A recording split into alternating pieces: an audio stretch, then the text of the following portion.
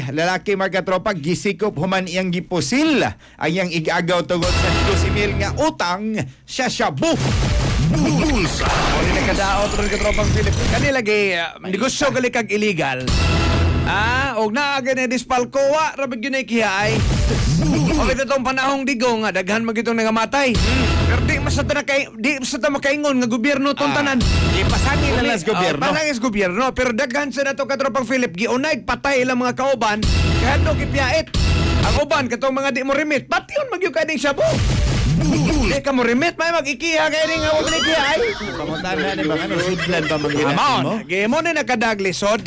Beatong Siron ang kompletong detalye na anas bigas linyas katropag Eric Amaro. Live report.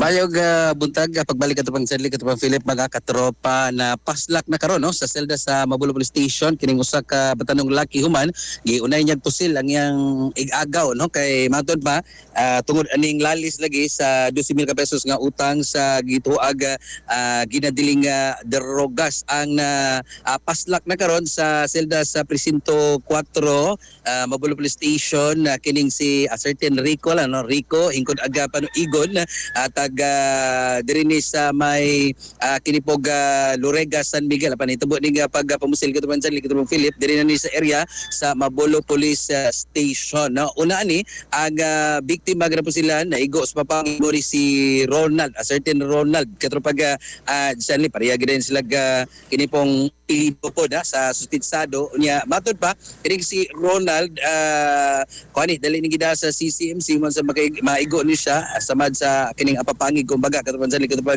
Philip niya ang gituhuan matod pa nga according to victim statement yun no nga naagin sila misunderstanding wa pagasinamtanay siya usab nga kining igagaw tungod sa unpaid debt nga 12,000 pesos for their allegedly alleged nga ang debt was related to sale of illegal drugs. So tungod sa pagpamiligi ginadring drugs gyud katong Philip ang biktima matod pag tungod sa kuan pod kini bang kahadlok pod niya gikan sa kining diris Mabulo area ni adto pagani siya dito pod sa dito siya nagpuyos may Lorega San Miguel katong Philip pagkaigalan pero mo lagi na diyang ni balik siya diris may area sa Mabulo Police Station ni kinakitaan siya sige gagaw iposil na pod niya di lang ni makausa kay matod pag iposil na pod ni kaniadto sa suspect ang biktima to separate occasions katong Philip pero wa to madakti ang suspect karon nadakpan na gid katong paggadsan mga kahigalaan no